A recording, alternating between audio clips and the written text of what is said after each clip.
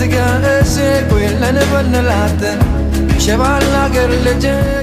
evening, everybody. Welcome back to another episode of Learning with My Rabbis. I'm very excited tonight. We have a special guest coming all the way from Israel, Rabbi Yoav Ende from Kibbutz Hannaton. Welcome, Rabbi. It's a pleasure to have you with us. Thank you. So in a little bit, we'll get to exactly what Kibbutz Hannaton is. But I would love to start off with just, if you could share with everyone, what is it that brought you to the rabbinate? Why did you decide that you wanted to become a rabbi? It's a very good question.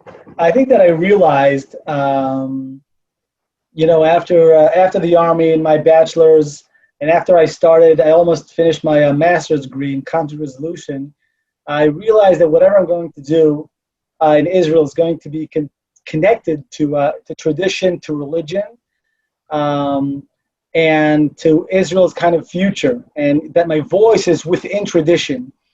And that's one piece of it. The other piece of it that I was really in a deep chipus, in a deep seek for meaning. I was learning in all kind of institutions, and I stopped finding passion and meaning in the university.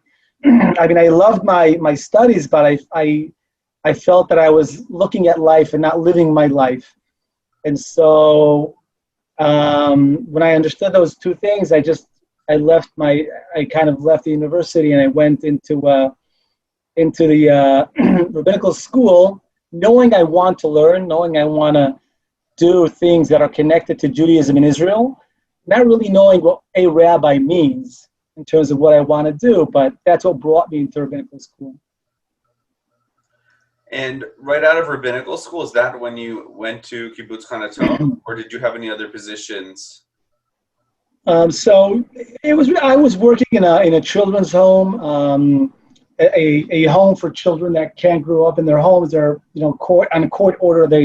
They're being put in a children's home, and that was my work through rabbinical school. In my last year, I was already married and had 2 kids. My wife was pregnant with a 3rd child, and we were in a deep seek for an intentional community that will be religious, pluralistic, connected to conservative Judaism. And the truth is that we couldn't find anything. That's when the idea came up to kind of build it by our own. And that was through my last year of rabbinical school. So just when I was finishing rabbinical school, I started this, what's called Hannaton. So why don't we go to that now? Can you tell us a little bit about what this amazing community you started? With pleasure.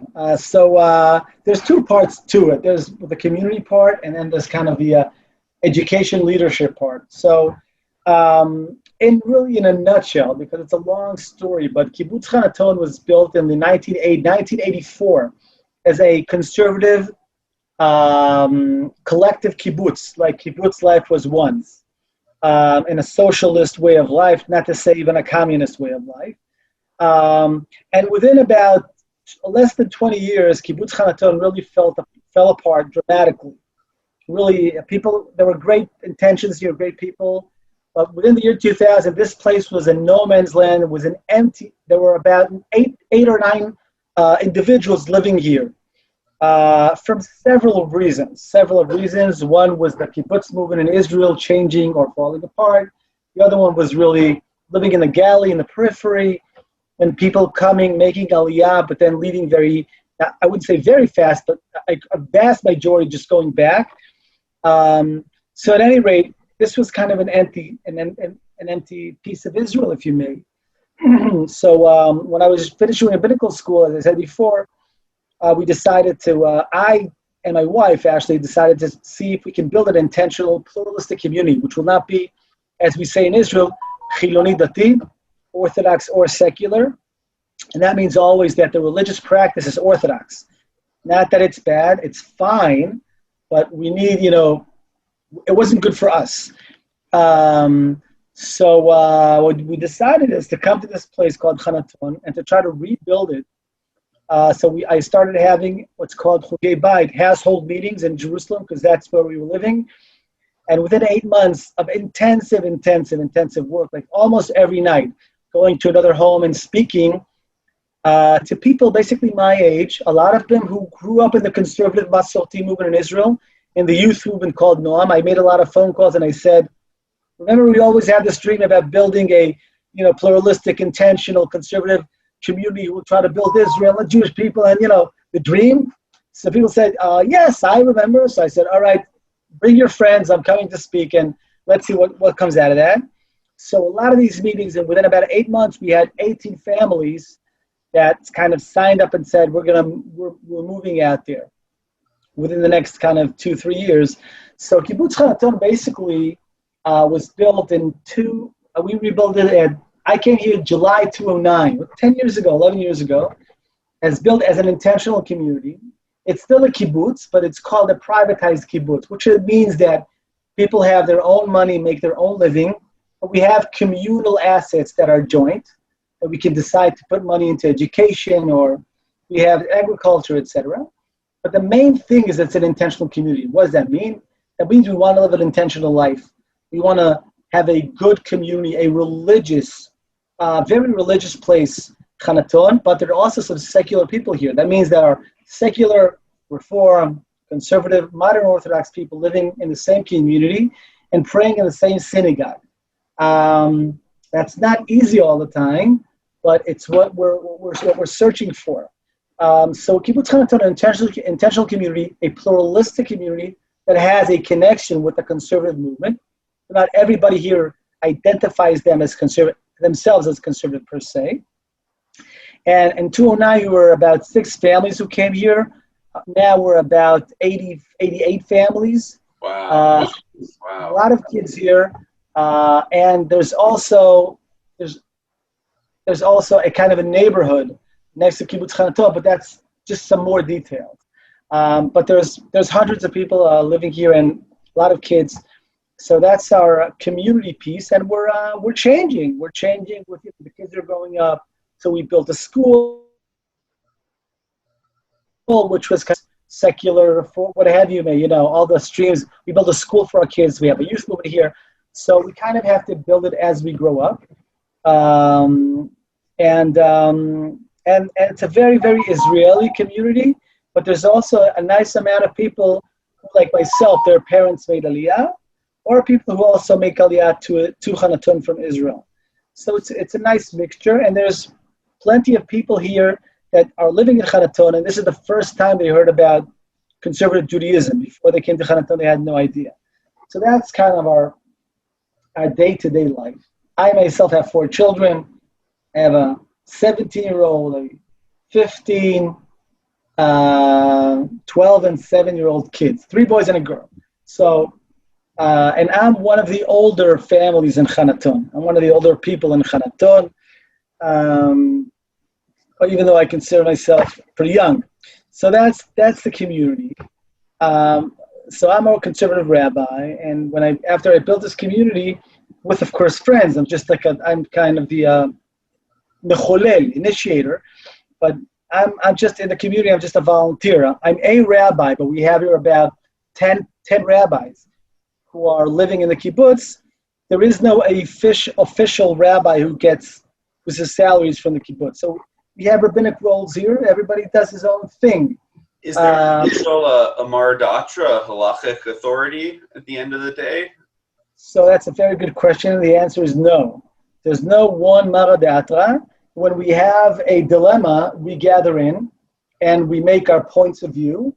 And then we actually make a decision. I think the rabbis who have some approach, they have some way to their opinions, but it's not Maradatra.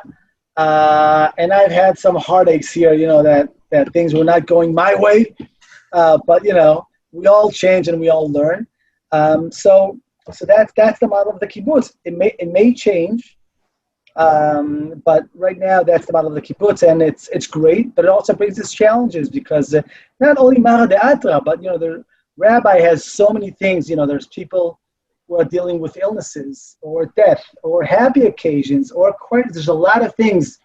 So when everybody does it on a volunteer basis, it's good in one way, but in some ways it's not. I think we're growing up, and I think we'll get to that point, but we're not there yet.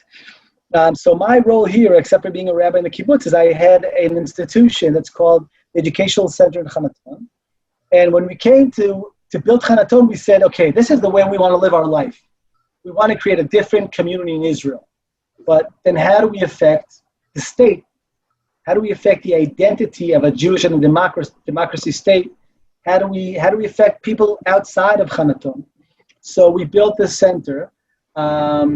That what we do here is that we deal with the question of identity, in the sense that if a child doesn't know who he is, he's lost in this world. And the same with the society, the same with the state, understanding who we are. These are in short words, but for heavy existential dilemmas that we have here in this country.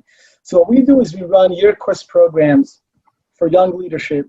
If it's a pre-army or a post-army or a student program, and we also work with rabbinical students. Years ago, we worked with Ziegler rabbinical students or JTS rabbinical students that come when they're in Israel, come to Hannaton, and we can't teach them Talmud better than they teach in Ziegler or in JTS, but we can definitely talk and teach Zionism and think, how do we create, a shared common denominator? How do we envision Zionism today? How can we talk maybe on a liberal setting or a pluralistic setting, but still make it a Zionist setting? So there's a lot to talk, and we feel we're touching. I say that in this institution we're dealing with the major questions of Israel today. So that's kind of a balance: living life in the community and living in the educational center. But not everybody here works. People have different jobs, different places. This is my story. Well, it's interesting because the Educational Center, that was what brought me to Kibbutz Hannaton initially. Was I was there studying during my year in Israel. The Ziegler and the Jewish Theological Seminary students, we went there together for 3 weeks, and it was really incredible 3 weeks. We had kind of previously, most of us, I think in North America, we hear about in Israel you're Orthodox or you're secular, and you go to an Orthodox synagogue the 2 times a year you go to synagogue. And my time at Kibbutz Hannaton was really the first time I saw that there was a different option, that there were these Masorti or non-Orthodox Jewish communities in Israel that identified specifically as non-Orthodox, but also were very, very serious about their Jewish experience.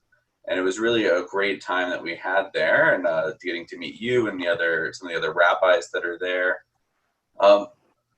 One of the things I loved there was the davening, because there was in the non-Orthodox world, I would go to Orthodox synagogues in Israel, and there'd be very enthusiastic, excited davening, and it was nothing like the conservative synagogue I grew up in, which was a nice synagogue, but just that kavanah was never there. And yet at Kibbutz Hannaton, I found this community that had that kind of kavanah, but also not the mechitza and the other things that I just didn't enjoy in the Orthodox world. Is there something special? What is it that in Israel or Hannaton that you're able to kind of capture that feeling, you think, but not have the Orthodox practice too? Well, I think that, first of all, thank you for the compliment. I'm very happy to hear that. Listen, I can say about myself, I think that prayer really, for me, prayer is really, it's basically everything. I wouldn't say everything. There's more to Jewish life than praying, but for me, if you enter a synagogue, the prayer is kind of the main course if you want. So, there's more things you can do. So, we always say that, the shliach tzibur, the chazan, cantor, doesn't have to look backwards to see if the crowd is with him. He just has to aim to the Kadosh Baruch Hu, and and having a kind of an intentional tefillah. So we really try to incorporate different methods or different ways of praying if we can. But the essence of it is really to have a kavanah, and I think from day one. We understood that and we agreed upon that. Not that it's easy, because there's always a balance between having a kedusha or kavanah and kehillah and community, because you want to have a place for the kids to play and for the families to be together, but you also want people to shout and scream and cry and be happy, and and dance or whatever, and feel free to do whatever they want. So it's not, as the community is getting bigger and more children, it's always kind of changing. But prayer is really is the essence of it. And we try very hard. I can't say it always works, but the tefillah is, because we're living one next to each other.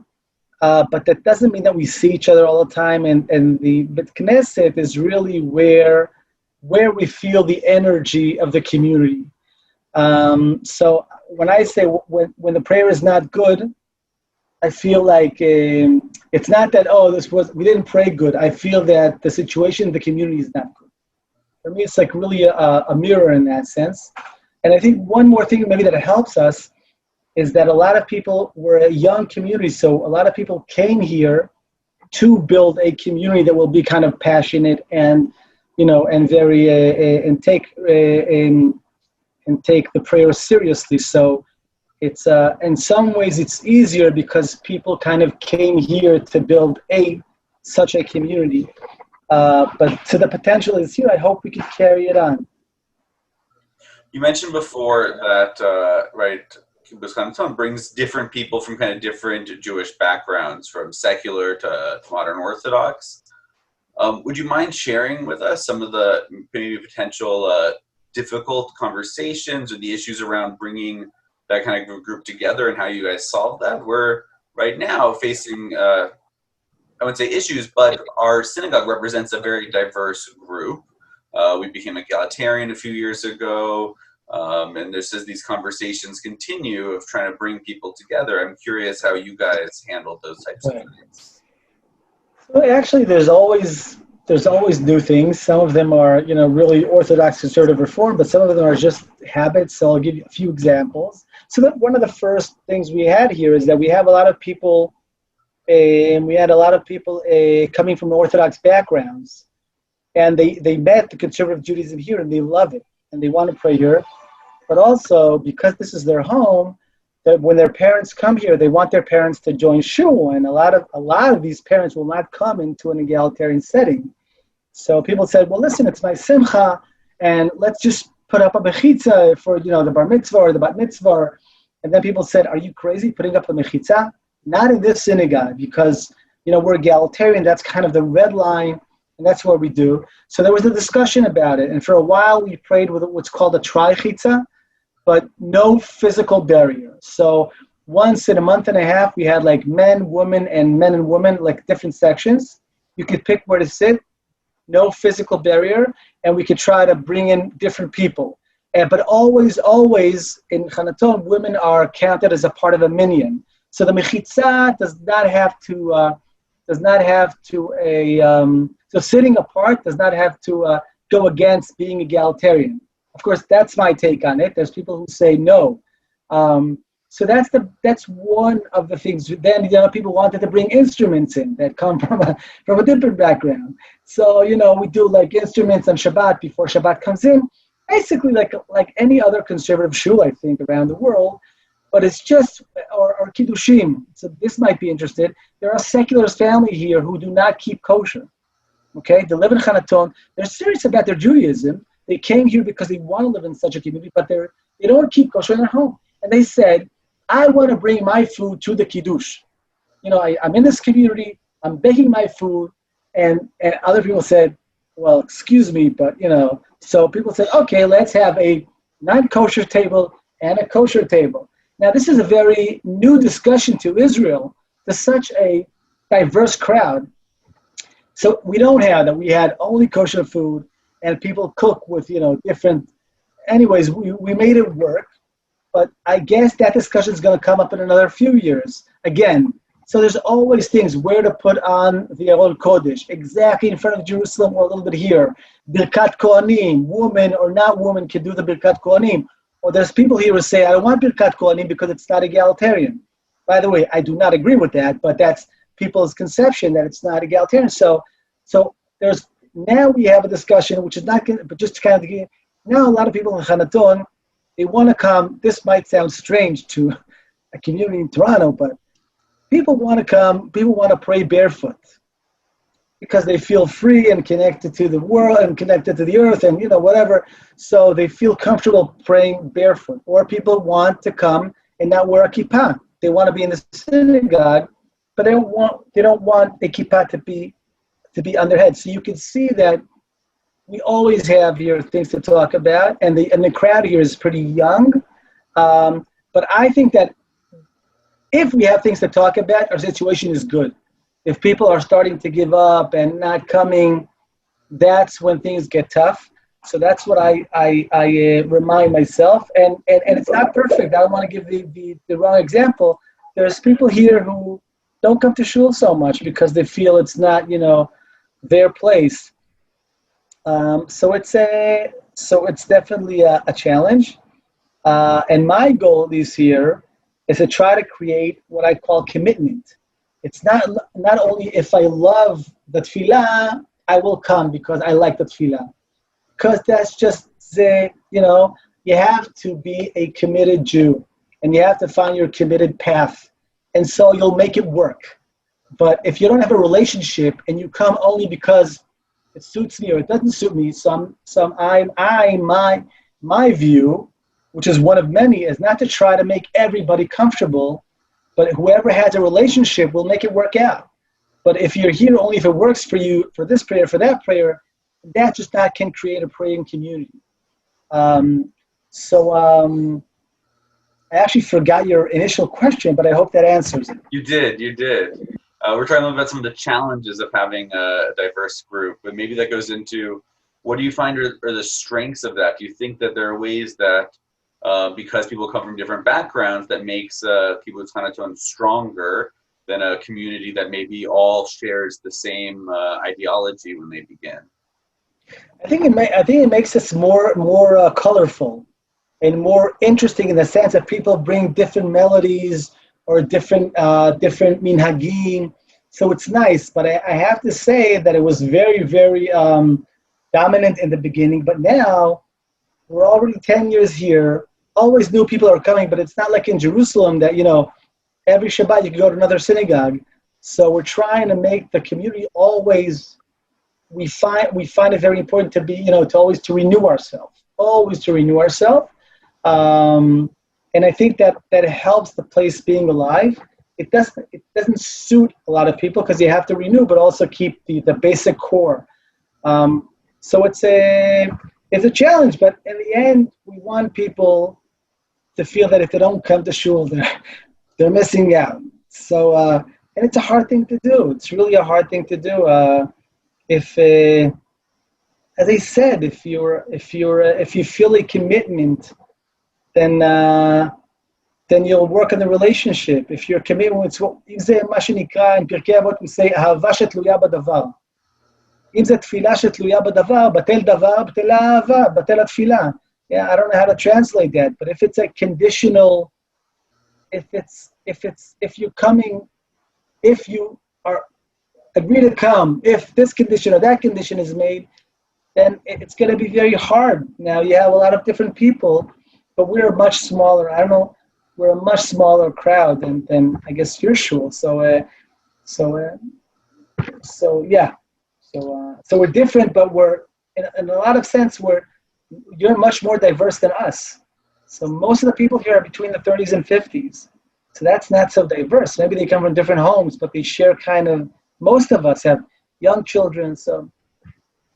That's interesting. I was thinking, as you said, that some people don't come to synagogue, the prayer to the Beit Knesset, but I imagine you still see them throughout.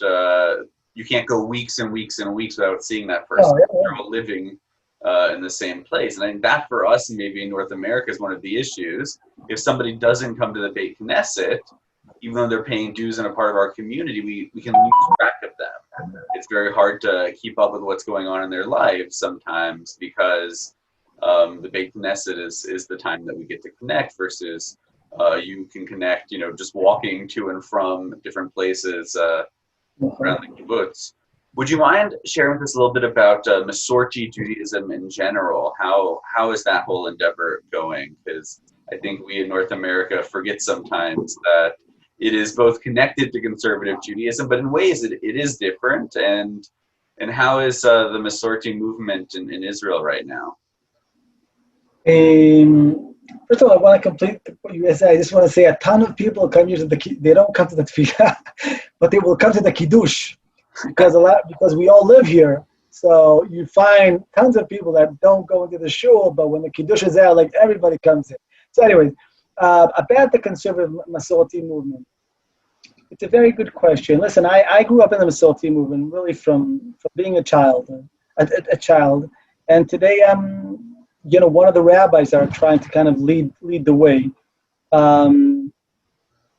And I think that I will say that, and a lot of why I built Hannaton is also to kind of create a new generation, which I think is where movements are checked.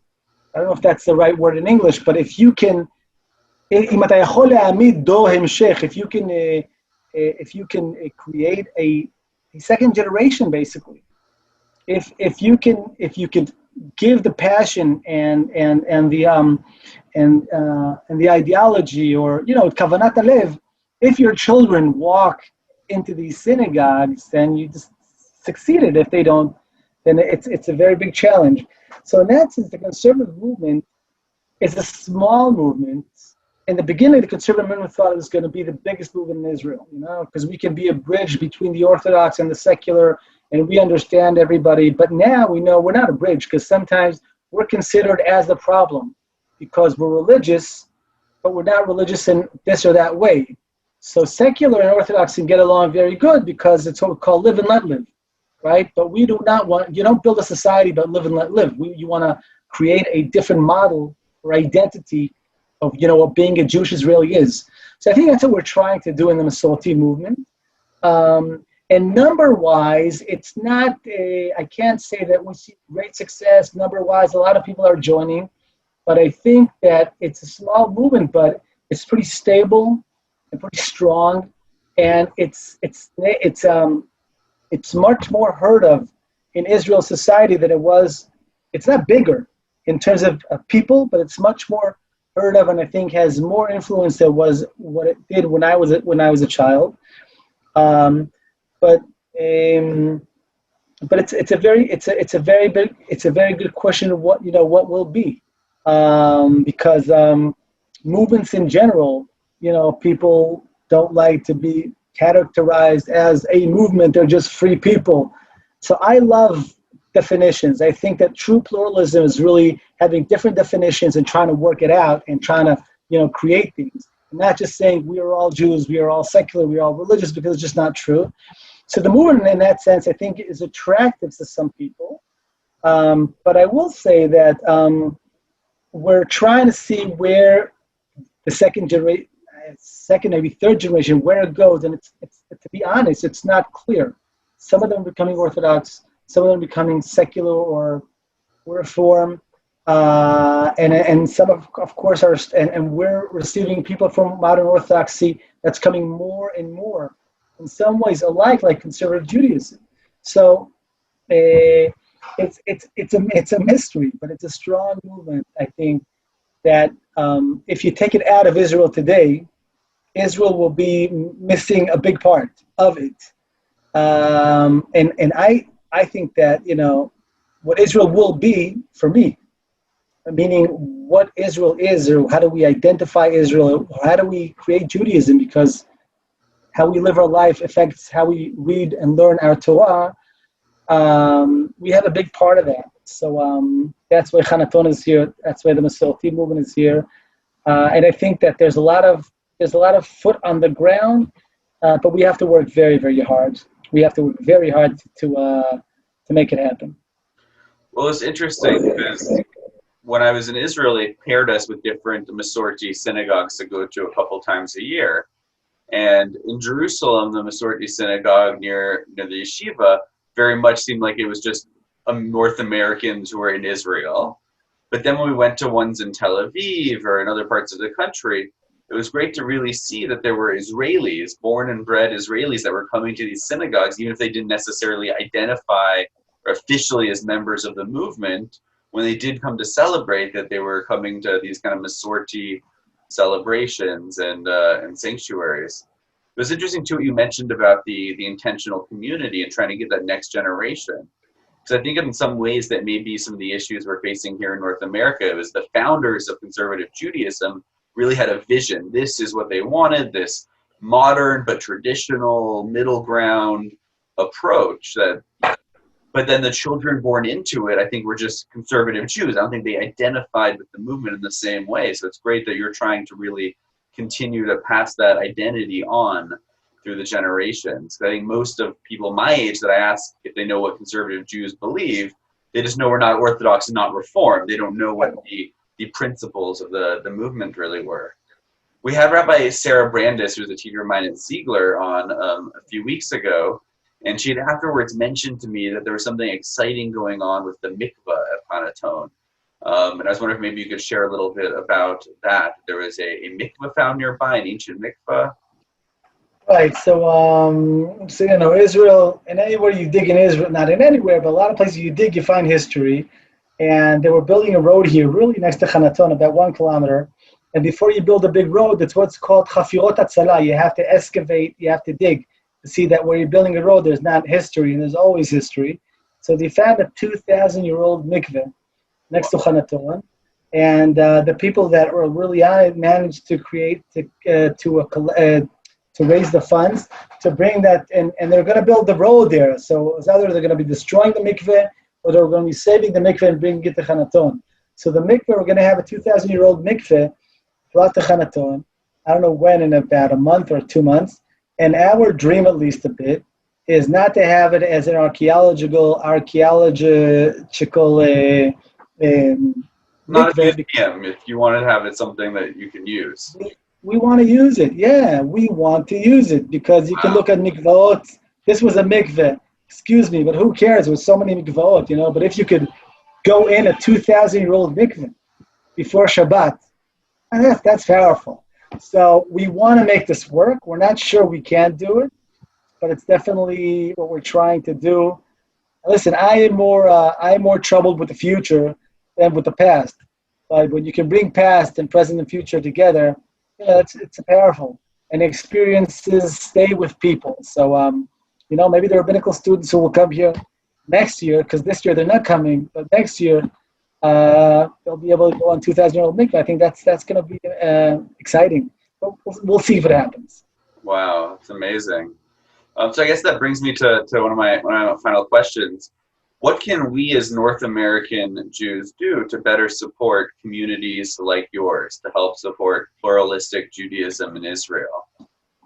Well, first of all, I think that, of course, I'm biased, but I think that, the greatest vehicle to influence what Israel is going to be for the future is really to understand that today it's not I serve in the army. I live in this country, but today it's not the government. We're a strong state. We have our issues, but we have a government, and we have Magen David Adom, and we have fire. We are a society.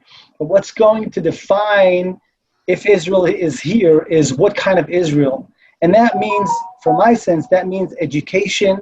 That means tools that we can really influence Israel's identity.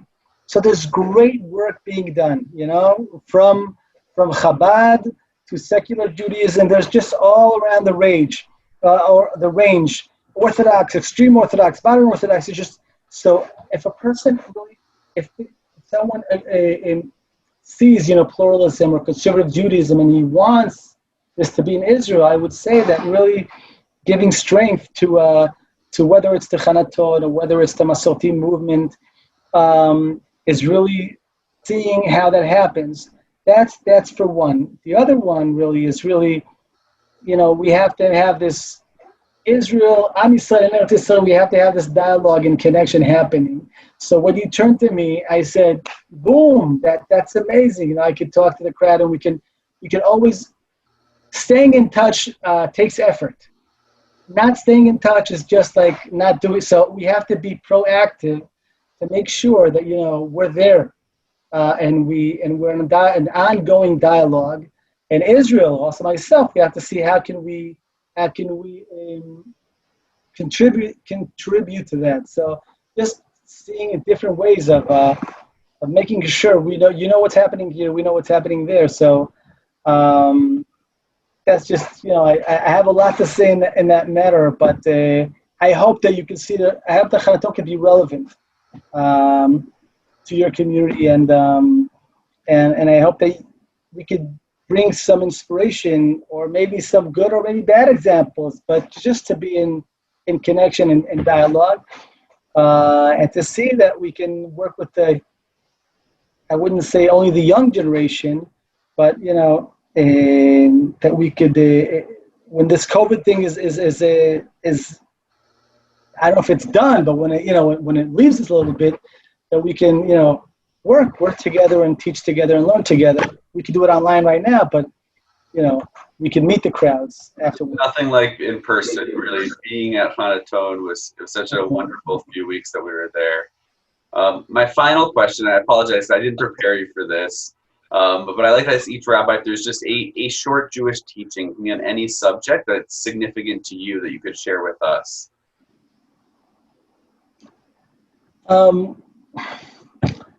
I'd say that what just comes up to mind right now is you see that I learned conflict resolution, and I'm always trying to see how we can work things together. So there's of course a Mishnah, is a very famous Mishnah, right, with machloket l'shem shamayim and machloket she'eina l'shem shamayim, right? I'll say this in Hebrew because I just don't know how to translate it. When we say machloket l'shem shamayim and machloket she'eina l'shem shamayim hillel v'shamay, v'she'eina l'shem shamayim koch v'chol hadatot. So the question is, how do we differentiate? How can we understand what's l'shem shamayim, what's for the seeking of the truth, and what's for not l'shem shamayim, what's not for the truth but for my ego? And sometimes we think that's the motive. That's the motive of why I enter a dialogue. It's from a place of truth or a place of ego. But why I love this Mishnah is because I see a lot of machlokot, a lot of arguments that we have are all l'shem shamayim. They are all there. How do we build a better state? How do we build a better Judaism? How do we make peace? So there are good people searching for good answers. But somehow on the way, we literally sometimes kill each other. There's violence. There's something happens on the way, something that tip of the point, that something happens where that machloket becomes shelo l'shem shamayim. So I think it's really important to understand that it's not only why we do stuff, it's how we do stuff. We just read on Parashat Shavua, tzedek tzedek tirdof, tzedek bet tzedek tirdof, right? So knowing how to איך לנהל את המחלוקות שלנו, how to excuse me for my English, but how to go into a dispute, how to disagree. I could talk about Israel, that's a very big challenge, to knowing how to sit at the same table, people from different opinions, and try to create together a shared future picture. And on the way, not killing one another. I think it's what at least I'm here to do. So sometimes we sit at the same table and we go nowhere because we're afraid to argue. And sometimes we try to lead the way, but we're alone. Nobody comes with us. So for me, machloket l'shem shamayim and shelo l'shem shamayim is really a way of life. And that's kind of my ha'agura shani torem ladiun hazeh. Well, that's wonderful. I think knowing how to disagree is important, because we see that today. Family members that can't, especially in the states where I'm from, can't sit together for holidays or meals because they disagree politically, and for them that's everything. They can't have any common ground after that, and it's very, very tough. Well, Rabbi, I want to thank you so much for your time. It's really amazing what you built there, this community, right? Im tirtzu enzo agadah. It's a dream. If you will, it is not a dream. And you had this incredible dream to create an intentional Jewish community, and right now it really is beautiful that dream became a reality. It's inspiring for me. I've wanted to maybe get a group trip to Israel for some of our young families here, and there's been some obstacles now with COVID, but God willing, that dream someday will be a fruition, and we'll get to come visit you in person and learn with you and see the kibbutz, because it really is an amazing place. So thank you so much, Rabbi, for joining us all the way from Israel. And we wish you nothing but the best. And thank you, everyone, for tuning in this week and watching. And we'll see you again next week with another episode. If you don't love your neighbor, if you gossip about him, if you never have mercy, if he gets into trouble and you don't try